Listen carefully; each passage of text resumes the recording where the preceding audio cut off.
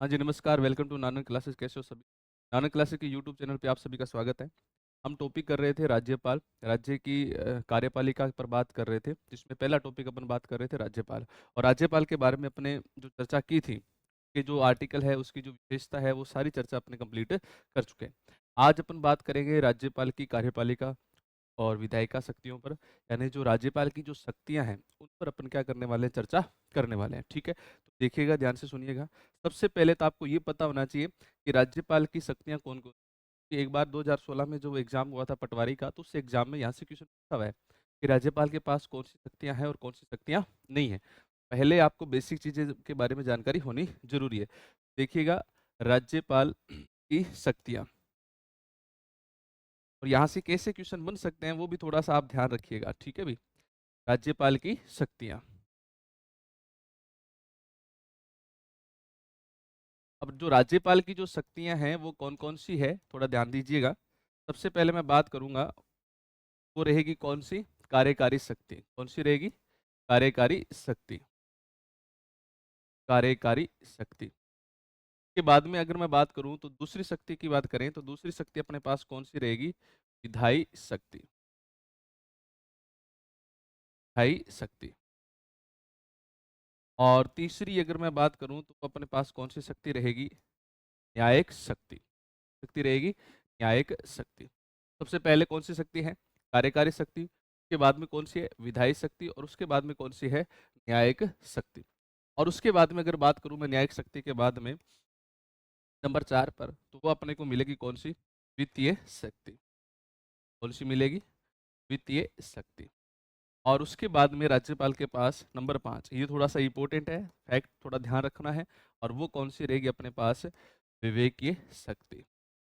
इसी बात को थोड़ा सा ध्यान रखिएगा कि राज्यपाल के पास संविधान के अंदर, ये आर्टिकल जो 163 है के अंदर राज्यपाल को विवेक की शक्ति प्रदान की गई। कि विवेक की शक्ति के बारे में स्पष्ट रूप से लिखा हुआ है कि राज्यपाल कुछ निर्णय अपने विवेक के आधार पर भी ले सकता है, यानी अधिकांश जो निर्णय है वो राज्य मंत्रिपरिषद की सिफारिश पर करेगा, लेकिन कुछ ऐसे कार्य होंगे जिन्हें वो अपने विवेक के अनुसार समझे वो कर सकता है। तो इस प्रकार आर्टिकल 163 में राज्यपाल के पास कौन सी शक्ति है? विवेक की शक्ति। अब देखो, यहाँ पर सबसे अच्छी बात यह है कि क्वेश्चन जो पूछता है एग्जामिनर, वो राष्ट्रपति से तुलना करके पूछता है कि हाँ भी राज्यपाल की कार्यपालिका शक्ति कौन सी है और राष्ट्रपति की कौन सी है। थोड़ा सा मैं यहाँ पर चर्चा करूंगा राष्ट्रपति की शक्तियां। तो राष्ट्रपति की जो शक्तियां हैं तो हम क्या करते हैं, दो भागों में बांट देते हैं।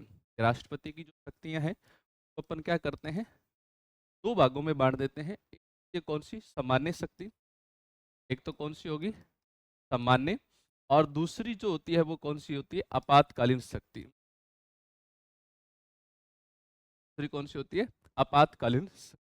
अब आपको ये पता होना चाहिए कि सामान्य शक्ति में कौन कौन सी शक्तियां आती हैं। तो सबसे पहले वही बात है, सामान्य शक्ति में वही शक्ति आएगी, कार्यकारी शक्ति।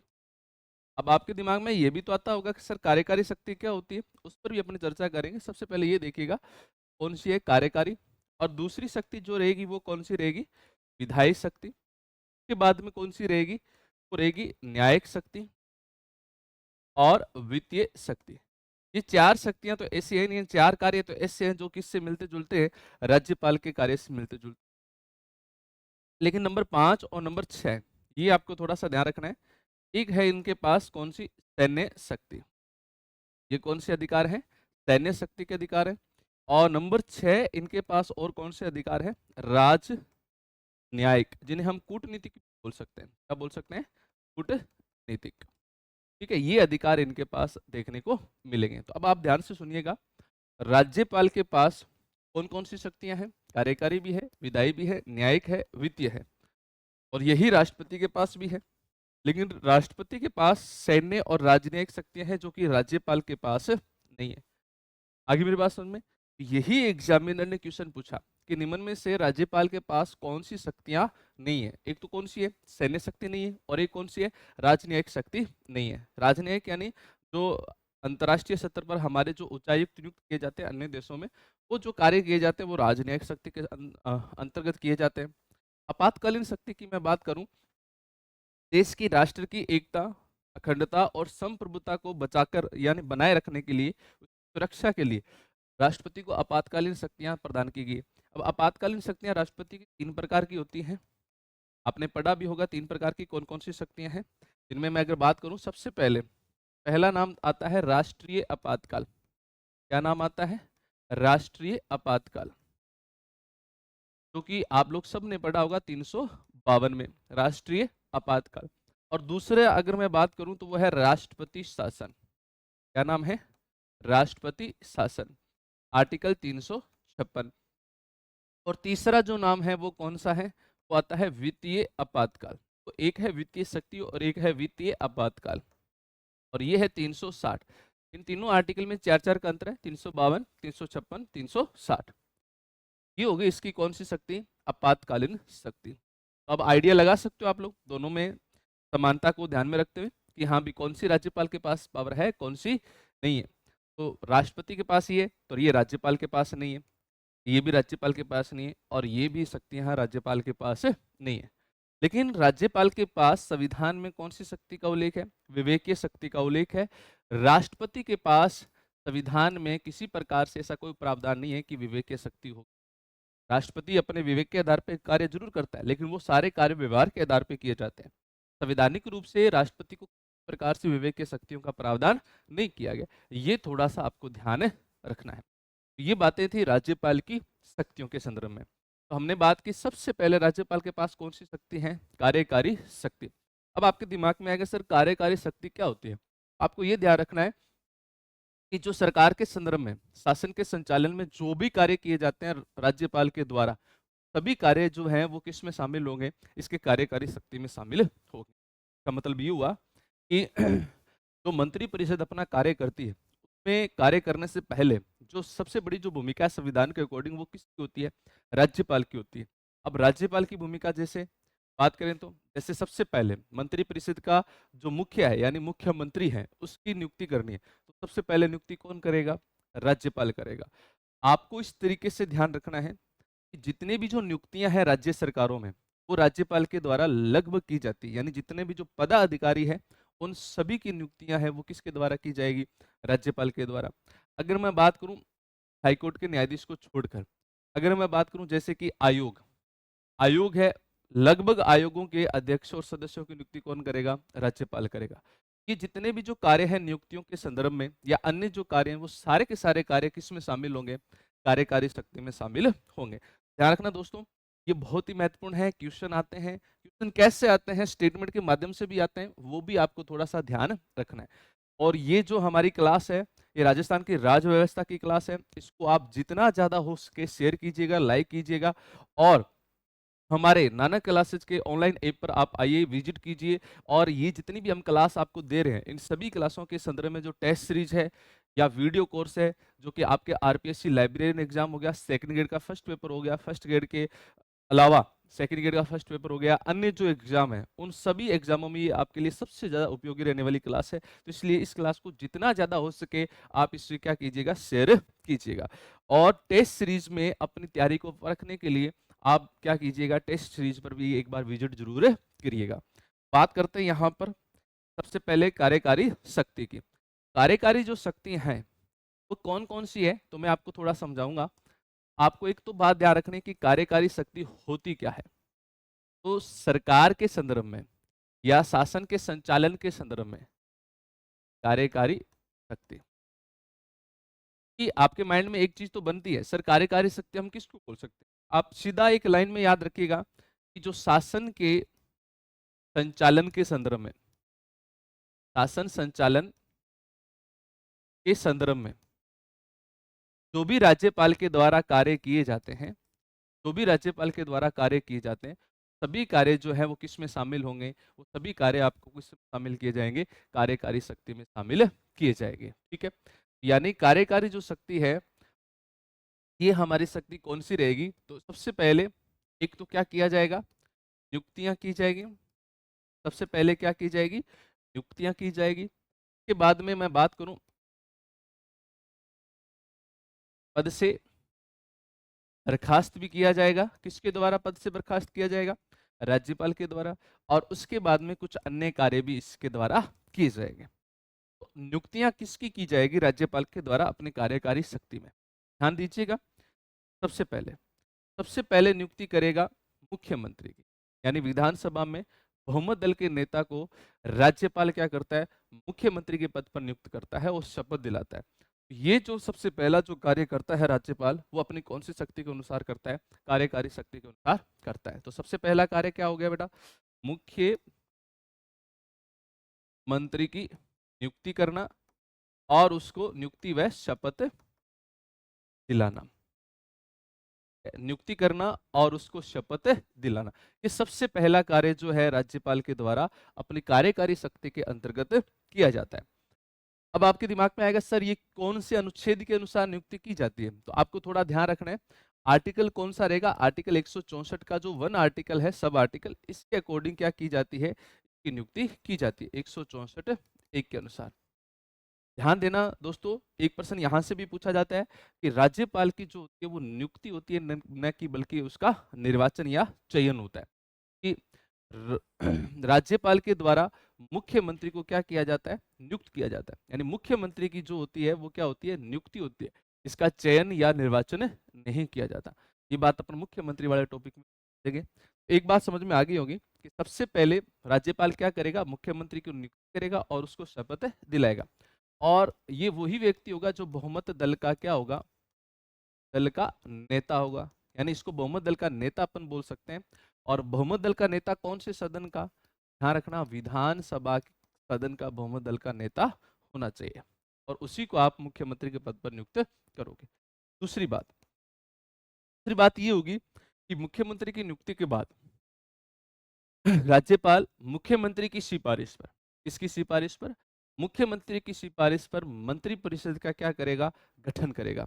यानी मुख्यमंत्री की, बहुत अच्छी बात है, क्वेश्चन आता है, मुख्यमंत्री की सिफारिश पर क्या करेगा भाई, मुख्यमंत्री की सिफारिश पर राज्यपाल क्या करेगा, मंत्रिपरिषद का गठन करेगा।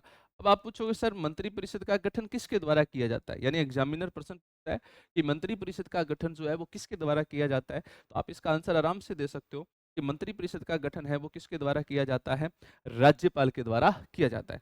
और राज्यपाल यह कार्य किसकी सिफारिश पर करता है, तो आप इसका आंसर दे सकते हो कि सर यह राज्यपाल मुख्यमंत्री की सिफारिश पर कार्य करता है। तो ध्यान रखना, के द्वारा गठन किया जाता है, राज्यपाल के द्वारा गठन किया जाता है, और किसकी सिफारिश पर, मुख्यमंत्री की सिफारिश पर। तो इसके सबसे महत्वपूर्ण काम जो है वो पहले कंप्लीट किए जाते हैं।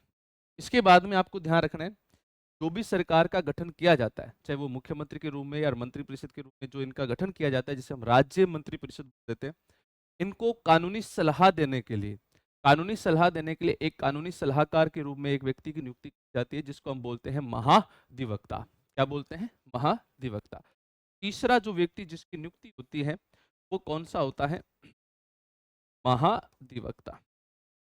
आप कहोगे सर ये महाधिवक्ता जो है वो कौन होता है, तो सरकार को संविधान के संदर्भ में सलाह देने वाला, कानून के निर्माण के संदर्भ में सलाह देने वाला, और सरकार के ऊपर जो भी आरोप लगते हैं और कोर्ट में अगर उनको चैलेंज किया जाता है, सरकार की तरफ से वकालत करने के लिए, सुनवाई करने के लिए जो कार्य करता है वो कौन करता है, महाधिवक्ता करता है।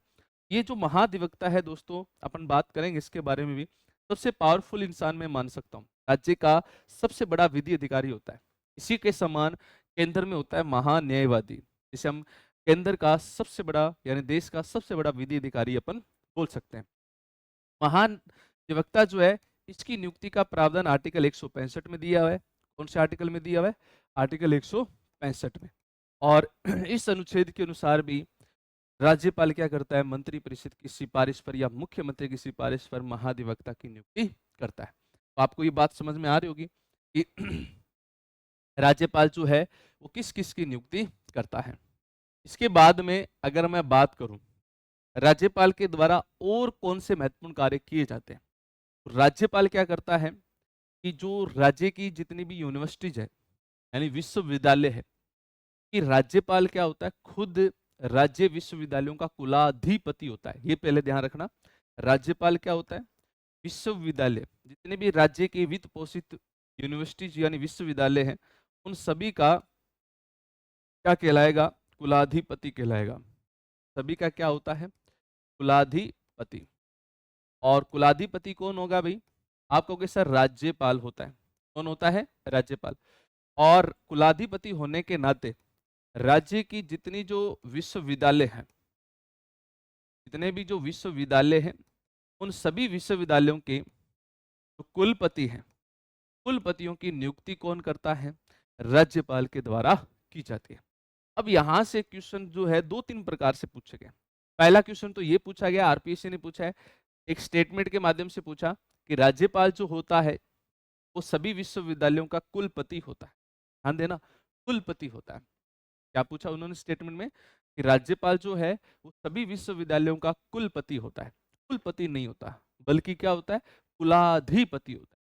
बल्कि कुलपति जो आप किसको बोल सकते हो? तो विश्वविद्यालयों में जो सबसे बड़ा, अपनी भाषा में आप लोग आचार्य बोलते हो, तो सबसे बड़ा जो अगर मैं मान के चलूं जो व्यक्ति होगा विश्वविद्यालय में, उसको आप क्या बोल सकते हो? कुलपति। और उसकी नियुक्ति जो है वो किसके द्वारा की जाती है? राज्यपाल के द्वारा की जाती है। अब इसके बाद में एक बात और आपको ध्यान रखनी है कि राज्यपाल और क्या कार्य करता है। तो राज्यपाल के द्वारा तो अन्य जो मान के चलो जो पदाधिकारी होते हैं, उनकी जो नियुक्ति है वो राज्यपाल के नाम से ही की जाती है। जैसे कि मान के चलो जितने भी सरकारी जो कर्मचारी है, तो उनको जो नियुक्ति दी जाती है वो राज्यपाल के नाम से होती है। ये भी आपको थोड़ा सा ध्यान रखना है। तो इसके बाद में और क्या काम करेगा राज्यपाल? ठीक है, तो अब इसके बाद में जितने भी जो आयोग है सरकार के, यानी जितने भी जो आयोग है सरकार के, उन आयोगों के अध्यक्ष और सदस्यों की नियुक्ति कौन करता है? राज्यपाल करता है। यानी जितने भी जो आयोग है उनके अध्यक्ष व जो सदस्य हैं, सदस्यों की जो नियुक्ति है वो किसके द्वारा की जाती है? वो भी राज्यपाल के द्वारा की जाती है। जैसे कि मैं आपको बताऊं, आरपीएससी है। कौन सा? आरपीएससी, जिसे हम राज्य लोक सेवा आयोग बोल सकते हैं। राज्य लोक सेवा आयोग, तो ये आरपीएससी है। इस आरपीएससी के अध्यक्ष और सदस्यों की कौन करता है? राज्यपाल के द्वारा की जाती है। इसके अलावा जैसे मैं बात करूं, राज्य निर्वाचन आयोग है। राज्य निर्वाचन आयोग है, तो राज्य निर्वाचन आयोग है, इसमें जो निर्वाचन आयुक्त होगा उसकी भी नियुक्ति किसके द्वारा की जाएगी? राज्यपाल के द्वारा की जाएगी। इसके अलावा राज्य लोका आयुक्त है। राज्य लोका आयुक्त है।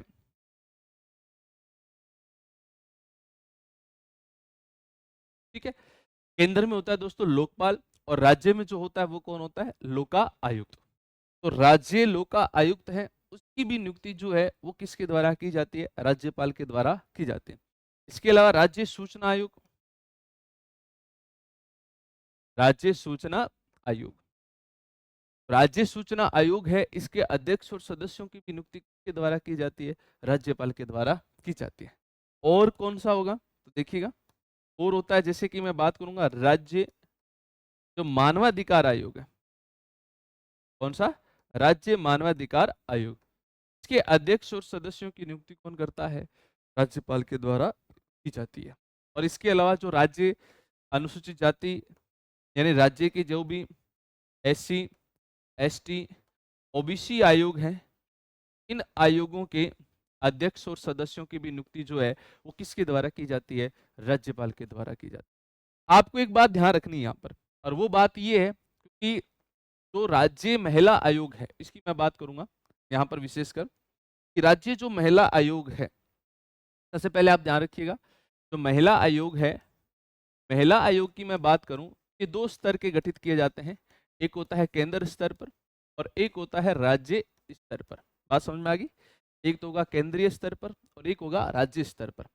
आपको ये ध्यान देना है, जो केंद्रीय स्तर पर जो महिला आयोग है, यानी जो केंद्र के स्तर पर जो महिला आयोग है, इस आयोग के अध्यक्ष और सदस्य की जो नियुक्ति है वो कौन करता है? वो करता है राष्ट्रपति। और राज्य स्तर पर जो महिला आयोग है, इसके अध्यक्ष और सदस्य, इसके अध्यक्ष और सदस्य जो है, इनकी जो नियुक्ति है वो कौन करता है? मुख्यमंत्री करता है। कौन करता है? मुख्यमंत्री। राजस्थान में ये प्रावधान है। तो आपको ये बात है बड़ी बड़ी ही ध्यान से याद रखनी है। ध्यान देना, राष्ट्रीय स्तर पर महिला आयोग के अध्यक्ष और सदस्य की नियुक्ति कौन कर रहा है? राष्ट्रपति। आपको कैसे राज्य स्तर पर तो यही करेगा राज्यपाल? नहीं, तो राज्य स्तर पर तो ध्यान रखना है कि राज्य स्तर पर महिला आयोग जो होता है उसके अध्यक्ष और सदस्य की नियुक्ति करता है मुख्यमंत्री के द्वारा की जाती। ये बिंदु आप विशेष कर ध्यान रखिएगा, हमारे एग्जामिनर ऐसे प्रकार के क्वेश्चन। बात समझ में आ गई होगी आप लोगों को। अब देखिएगा आगे नेक्स्ट, ये कहानी है राज्यपाल के जो मुख्य मुख्य जो कार्य हैं कार्यपालिका शक्ति के अंतर्गत उनकी, जिसके वो नियुक्ति करता है, जिनको वो क्या करता है? अपॉइंटमेंट देता है।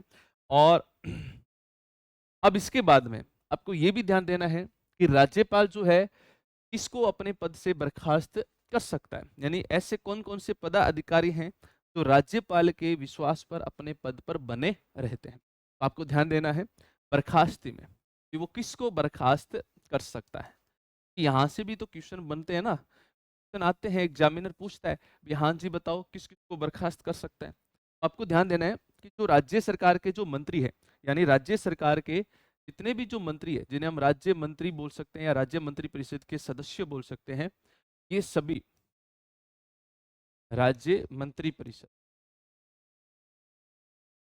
ये जो राज्य मंत्री परिषद है, इस मंत्री परिषद के जो सभी मंत्री हैं वो किसके विश्वास पर अपने पद पर बने रहेंगे? ये बने रहेंगे राज्यपाल के विश्वास पर। और राज्यपाल इन्हें मुख्यमंत्री के कहने पर कभी भी अपने पद से क्या कर सकता है? बर्खास्त कर सकता है। जैसे कि भजनलाल जी की सरकार है, और भजनलाल जी की सरकार में अगर अपन बात करें, जितने भी जो मंत्री हैं उन मंत्रियों को अपने पद से कौन बर्खास्त कर सकता है? मंत्रियों को पद से बर्खास्त कर सकता है कौन? राज्यपाल। और ये सभी मंत्री हैं वो किसके विश्वास पर अपने पद पर बने रहते हैं? राज्यपाल के विश्वास पर बने रहते हैं। आगे मेरी बात समझ में? इसके अलावा जो महाधिवक्ता है, कौन सा व्यक्ति?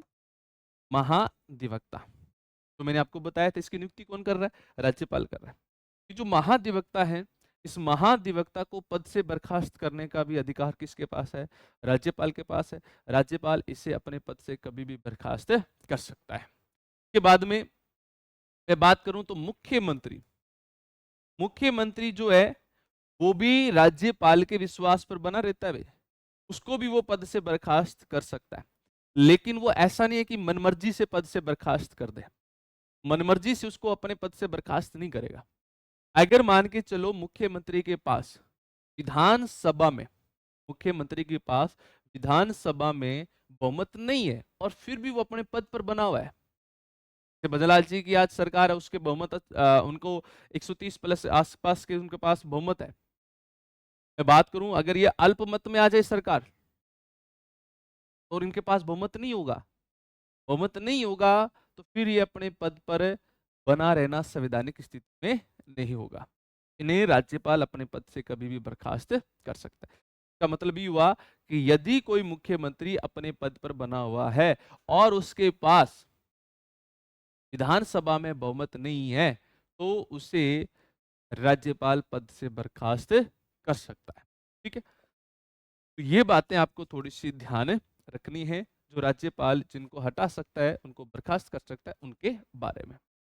और इसके अलावा अन्य जो मैं बात करूं तो और कौन कौन सी विशेषता है राज्यपाल के संदर्भ में, सबसे महत्वपूर्ण बात जो समझा रहा हूं ये है कि राज्यपाल जो है वो क्या करता है कि जो मंत्री परिषद है उनके विभागों, मंत्री परिषद है उनके विभाग के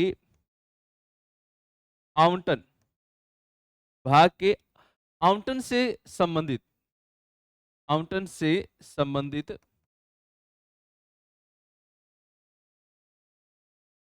कानून का निर्माण करता है। या मैं बोल दूं उनके आवंटन के संदर्भ में जो भी नियम है, नियमों को कौन तैयार करता है? नियमों को तैयार करता है। नियमों को कौन तैयार करता है? राज्यपाल। आपको सर ये क्या बड़ी बात होगी? आपको ये ध्यान देना है कि राज्य मंत्री परिषद में कौन मंत्री बनेगा, कौन नहीं मंत्री बनेगा, इसका जो डिसीजन है फाइनल, वो कौन करता है? मुख्यमंत्री करता है। मुख्यमंत्री क्या करता है? सभी मंत्रियों को अपने अपने विभाग आवंटित करता है। लेकिन इन विभागों के संचालन के संदर्भ में और इनके आवंटन के संदर्भ में तो नियम, जो रूल, जो रेगुलेशन जो तैयार किए जाते हैं, वो राज्यपाल के द्वारा तैयार किए जाते हैं। और एग्जामिनर इसी बात से क्वेश्चन पूछता है। स्टेटमेंट आता है कि राज्यपाल मंत्रियों के विभागों का आवंटन करता है तथा नियमों का निर्माण करता है या नियम तैयार करता है। मैं दोबारा स्टेटमेंट बोल देता हूं कि राज्यपाल राज्य मंत्री परिषद के विभागों का आवंटन करता है तथा नियम तैयार करता है। अब आवंटन कौन करता है? मुख्यमंत्री। नियम तैयार कौन करता है? राज्यपाल। अब इस स्टेटमेंट में दोनों काम किसको दे दिए? राज्यपाल। तो ये स्टेटमेंट क्या हो जाएगा? गलत हो जाएगा। इस प्रकार से क्वेश्चन एग्जामिनर हमसे पूछता है। आपको बस ये ध्यान रखना है कि विभागों के आवंटन का जो काम है वो तो कौन करता है? मुख्यमंत्री करता है। लेकिन उनके आवंटन के संदर्भ में जो नियम है, ये नियम कौन तैयार करता है? ये राज्यपाल के द्वारा तैयार किए जाते हैं। उम्मीद कर रहा हूं कि कार्यपालिका शक्ति के संदर्भ में जो जो महत्वपूर्ण कार्य मैं आपको जो समझा रहा हूं वो अच्छे से समझ में आ रहे हैं। अगर आपको अच्छे से समझ में आ रहे हैं तो ज्यादा से ज्यादा इस वीडियो को लाइक कीजिए और शेयर कीजिए। ठीक है, जितना ज्यादा हो सके, जो दूर दराज जो लोग बैठे हैं उनको इनकी जानकारी अपने मिले। जो सेकंड ग्रेड का, खासकर फर्स्ट पेपर की जो तैयारी कर रहे हैं उनके लिए बहुत ज्यादा लाभदायक रहने वाला वीडियो है। तो मुख्य मुख्य बातें हैं मैं इस वीडियो के माध्यम से आपको समझा रहा हूँ। जितना कम हो सके, जितने कम वीडियो में आपका जो राज्यपाल है वो पूरा टॉपिक में क्या करवा सकूं, आपको कवर करवा सकूं। थोड़ा ध्यान दीजिएगा। बात करेंगे आगे इसके बाद में और क्या काम होगा राज्यपाल के संदर्भ में। ये एग्जामिनर क्वेश्चन ऐसे है, बड़े ही डीप कंसेप्ट में पूछता है। और क्या काम होगा, तो ध्यान दीजिएगा। एक ऐसे विभाग या व्यवस्था या संस्थाएं हैं जिनका राज्यपाल क्या होता है? अध्यक्ष होता है। जिनका राज्यपाल क्या होता है? अध्यक्ष भी होता है। जैसे कि रेड क्रॉस सोसाइटी की बात करूं मैं, रेड क्रॉस सोसाइटी। अब ये जो रेड क्रॉस सोसाइटी है, जो राष्ट्रीय रेड क्रॉस सोसाइटी का गठन किया जाता है, तो मान के चलो सामाजिक रूप से कार्य करने का जो कार्य किया जाता है सामाजिक रूप से, चाहे वो विकास के रूप में हो, चाहे आर्थिक विकास के रूप में, ये सारे जो कार्य है वो रेड क्रॉस सोसाइटी के माध्यम से किए जा रहे हैं। तो हर एक क्षेत्रीय रेड क्रॉस सोसाइटी का भी गठन किया जाता है हर राज्य में। तो राजस्थान में रेड क्रॉस सोसाइटी का गठन हुआ है। तो राजस्थान में रेड क्रॉस सोसाइटी है, इसके जो अध्यक्ष है वो कौन होते हैं? राज्यपाल होते हैं। ये भी आपको ध्यान रखना है।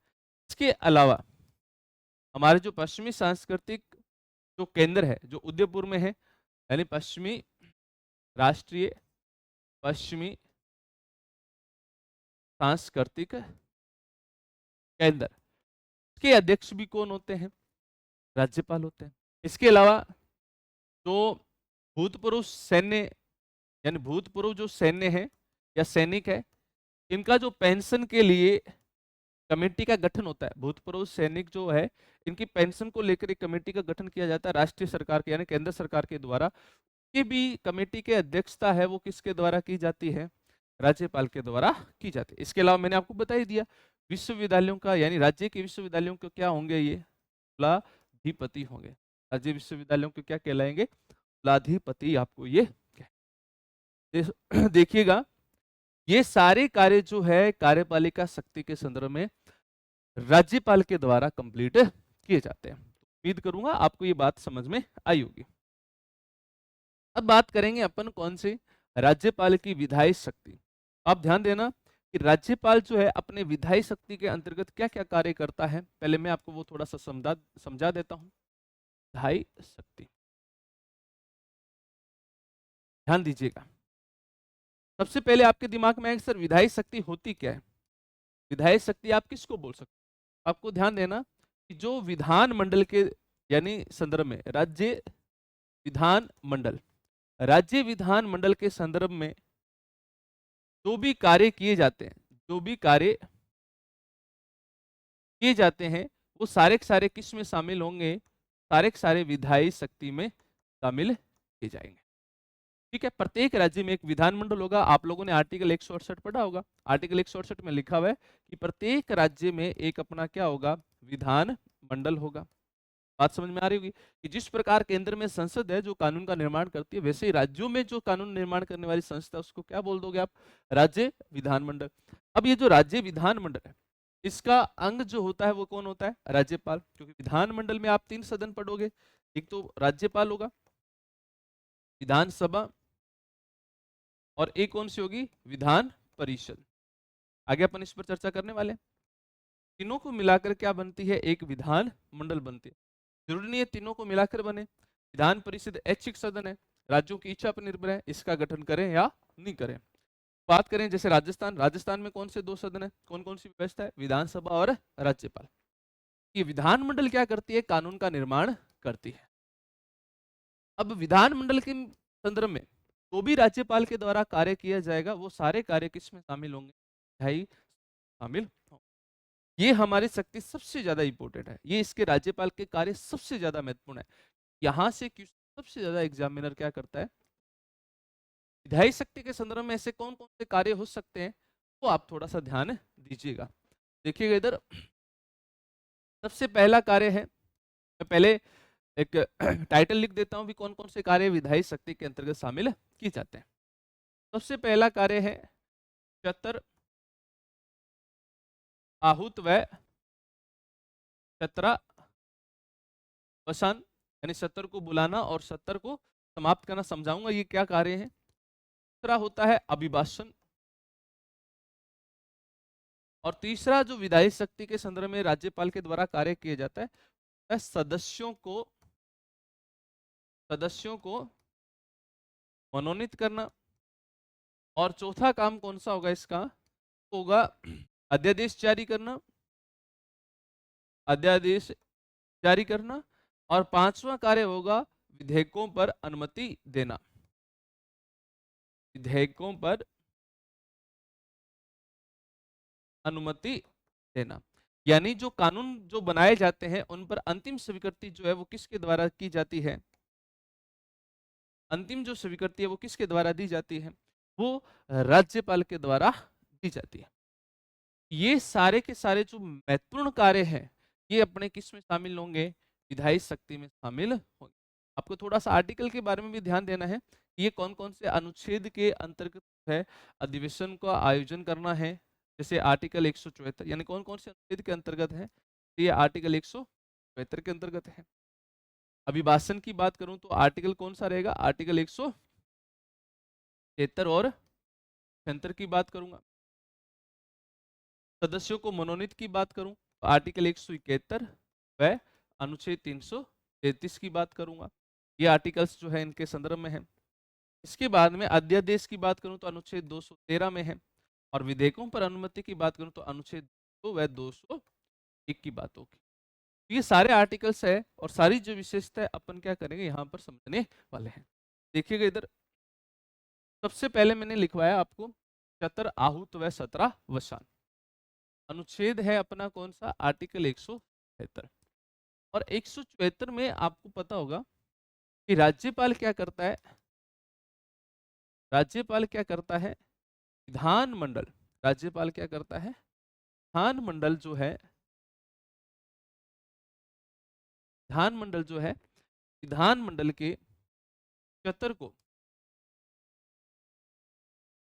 आहूत करता है वह 17 वसान भी। ठीक है, अब कहोगे सर 17 आहूत और 17 वसान का अर्थ क्या है। 17 आहूत का मतलब हो गया अधिवेशन को बुलाना, का मतलब क्या हो गया, अधिवेशन बुलाना। बात समझ में आ गई, चतर आहूत का मतलब हो गया अधिवेशन को बुलाना। ठीक है, और उसके बाद में अगर मैं बात करूं, उसके बाद में अगर मैं बात करूं 17 वसान, 17 वसान का मतलब हो गया अधिवेशन समाप्त करना, अधिवेशन समाप्त। सबसे पहला ही काम आपको ध्यान देना है कि राज्यपाल के द्वारा क्या किया जाता है, विधानमंडल में अधिवेशन बुलाए जाते हैं और अधिवेशन को समाप्त किया जाता है। किस अनुच्छेद के अनुसार, 174 के अनुसार। और आपको ये ध्यान देना है, विधानमंडल में कम से कम वर्ष में, देखो संविधान के अंदर क्या लिखा हुआ है, संविधान में ये लिखा हुआ है, संविधान में ये लिखा हुआ है कि वर्ष में कम से कम 2 अधिवेशन क्या हो, बुलाने अनिवार्य हो।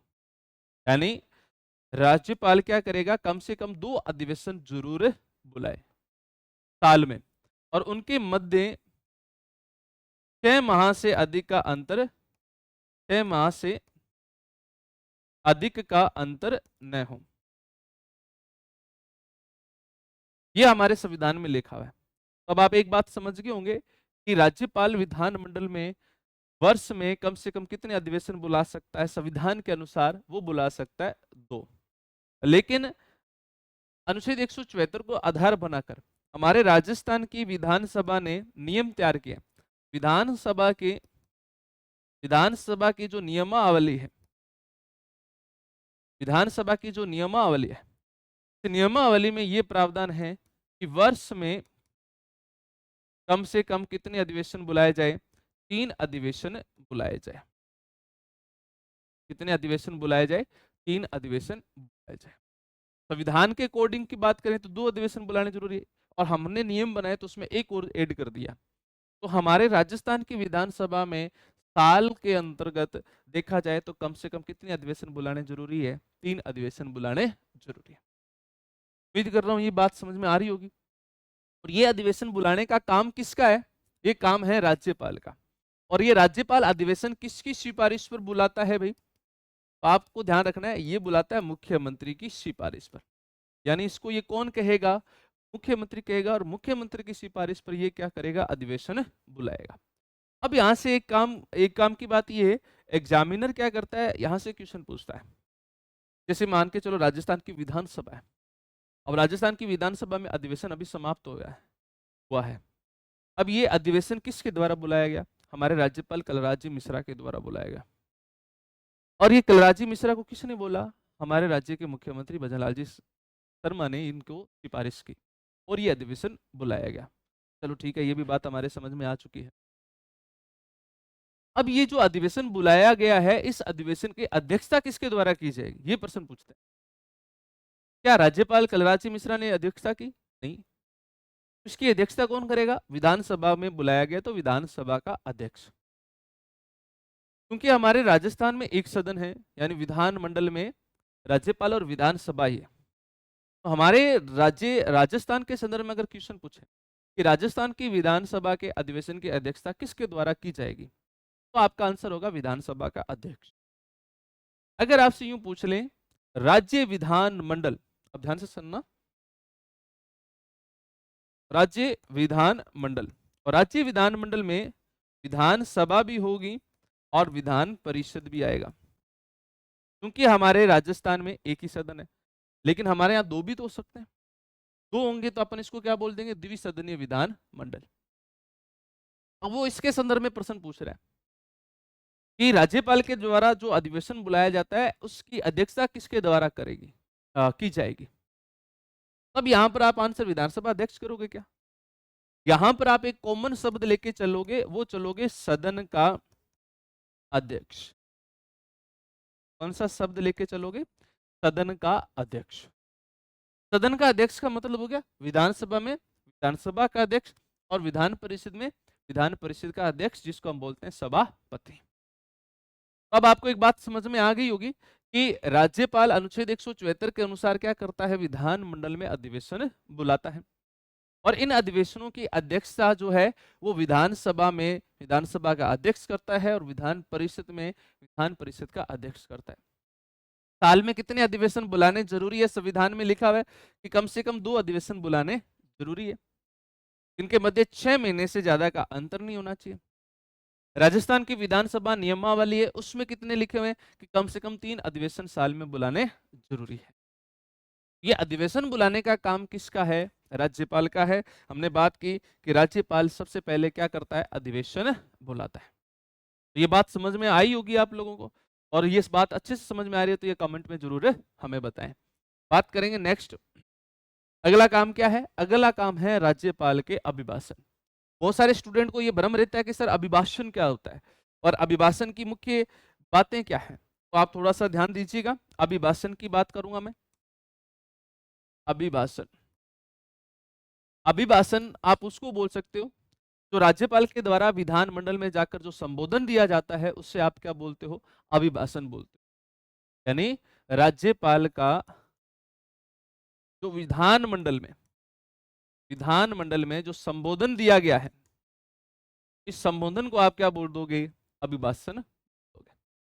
और अब एक प्रश्न बनता है कि राज्यपाल के अभिभाषण को कौन तैयार करता है, तो एक तो करता है राज्य मंत्रिमंडल,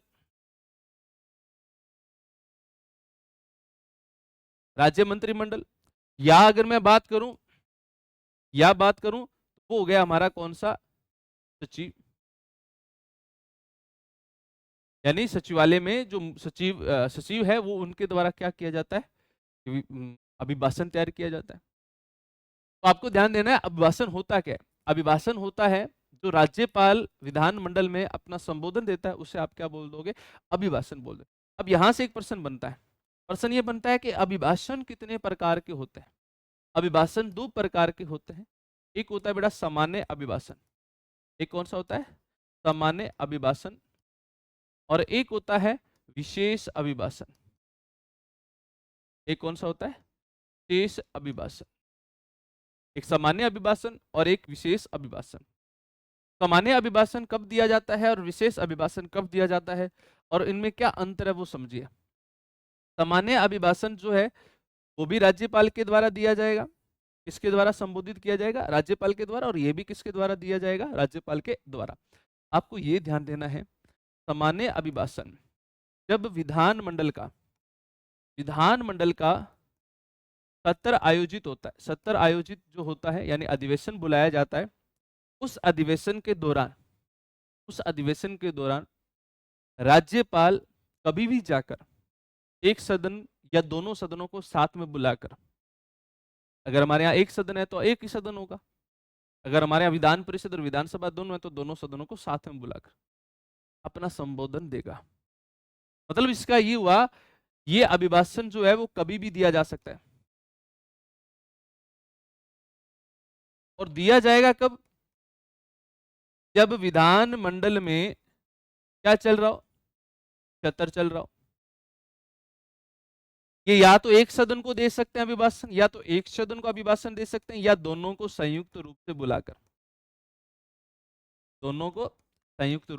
बुलाकर, अपना अभिभाषण दे सकते हैं। तो बात आपको समझ में आ रही होगी कि ये अभिभाषण जो है सामान्य अभिभाषण कब दिया जाएगा, जब विधानमंडल में अधिवेशन चलता हो, में सरकार की जितनी भी नीतियां होती है, सरकार के जितने भी आगामी वर्ष में जो कार्य किए जाने वाले हैं उनके बारे में राज्यपाल क्या करता है, अपना संबोधन देता है, और पिछले वर्ष में जो सरकार ने कार्य किए हैं उनके बारे में विधानमंडल में आकर वो क्या करता है, चर्चा, सॉरी उसका अपना संबोधन देता है। ये बातें आपको समझ में आ रही होगी। सामान्य अभिभाषण का कोई समय अवधि निर्धारित नहीं है, ये विधान मंडल के सत्र के दौरान आप कभी भी दे सकते हो। लेकिन एग्जामिनर प्रश्न पूछता है विशेष अभिभाषण को लेकर, विशेष अभिभाषण जो है वो किस अनुच्छेद में है और कब दिया जाता है। ये कौन से आर्टिकल में, ये आर्टिकल 175 में, और ये आर्टिकल हमारा कौन सा रहेगा, 176। और यहां पर राज्यपाल अपना जो विशेष अभिभाषण है वो एक समय में निर्धारित करके देगा।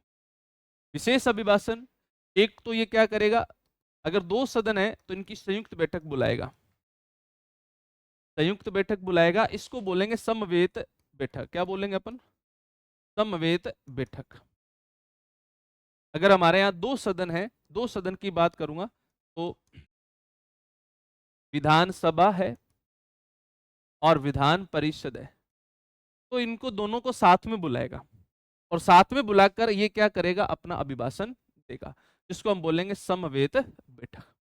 अब यहां पर एक बात क्लियर होगी कि जब राज्यपाल दोनों सदनों को साथ में बुलाकर अपना संबोधन देगा, और वो संबोधन जो देगा वो कौन से अभिभाषण में देगा, विशेष अभिभाषण में। हालांकि ऐसा तो यहां पर भी होता है, लेकिन यहां एक समय निश्चित है, और वो समय निश्चित है, ये कब दिया जाएगा, ये दिया जाएगा या तो जब नई विधानसभा का गठन होता है और नई विधानसभा का गठन होता है और उसका जो पहला अधिवेशन होता है, सत्र होता है, उस अधिवेशन या सत्र के समय तो अपना संबोधन किया जाता है राज्यपाल के द्वारा, वो विशेष अभिभाषण कहलाएगा। जैसे अभी हमारे राजस्थान की विधानसभा का गठन हुआ है और पहला अधिवेशन स्टार्ट हुआ है, और इस अधिवेशन में हमारे कलराज मिश्रा ने जो संबोधन दिया था वो कौन सा अभिभाषण कहलाया? इनका विशेष अभिभाषण। आपको बात समझ में आ रही होगी कि प्रथम यानी विधानसभा के गठन के समय, यानी नई विधानसभा के गठन के समय का जो प्रथम अधिवेशन होता है, नई विधानसभा के गठन के समय उसका जो प्रथम अधिवेशन होता है, प्रथम अधिवेशन में राज्यपाल जो अपना अभिभाषण देता है वो अभिभाषण कैसा होता है? विशेष अभिभाषण कहलाता है। और प्रत्येक वर्ष जो प्रथम सत्र होता है, प्रत्येक वर्ष जो प्रथम सत्र होता है, उस अधिवेशन जिसको हम बजट सत्र बोलते हैं, क्या बोलते हैं? बजट सत्र बोल देते हैं, उस अधिवेशन में अपना ये अभिभाषण देगा। इसका मतलब ये हुआ विशेष अभिभाषण एक निश्चित समय अवधि के दौरान दिया जाता है, बल्कि सामान्य अभिभाषण को निश्चित अवधि नहीं है। ये जब भी अधिवेशन चलता हो उस अधिवेशन के दौरान किया जाता है? अपना अभिभाषण दे दिया जाता है। लेकिन ये एक विशेष बैठक बुलाई जाएगी और उस ये कब दिया जाएगा? एक विशेष समय अवधि है, उस विशेष समय अवधि में अपना अभिभाषण देंगे। कब? जब नई विधानसभा का गठन होता है और उसका पहला अधिवेशन होता है, और दूसरा हर वर्ष जो पहला बजट सत्र होता है उस समय अपना अभिभाषण। तो ये विशेष अभिभाषण की बात होगी, और इधर अपने जो बात की वो किसकी होगी? सामान्य अभिभाषण। तो ये मैंने आपको विधायी शक्ति में दो मुख्य कार्य आपको समझा दिए। नेक्स्ट जो अपनी क्लास आएगी राज्यपाल की शक्तियों के संदर्भ में, उसके अंदर आपका ये जो पूरा जो पार्ट है वो मैं क्या करवा दूंगा? कंप्लीट करवा दूंगा। ठीक है, वीडियो कैसी लगी इसको ज्यादा से ज्यादा लाइक कीजिएगा, इसको ज्यादा से ज्यादा कमेंट करके हमें जरूर बताइएगा। ठीक है दोस्तों, बेस्ट ऑफ लक।